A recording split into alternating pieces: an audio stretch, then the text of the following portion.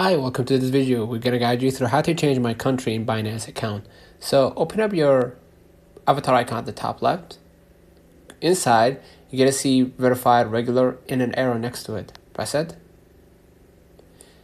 Inside, you're going to see verifications here under your profile details. Inside, you're going to see right here, if you scroll a little bit down, personal information. And here you can see that my country of residence is Saudi Arabia. You can hit the highlighted yellow button, change, right? You can change your country from here, right?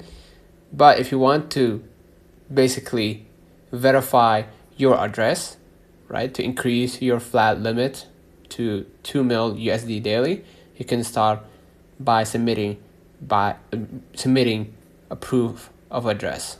Basically, that's it. Consider liking this video, subscribing, turn on the notification bell to receive every video we upload. Until next time, see you.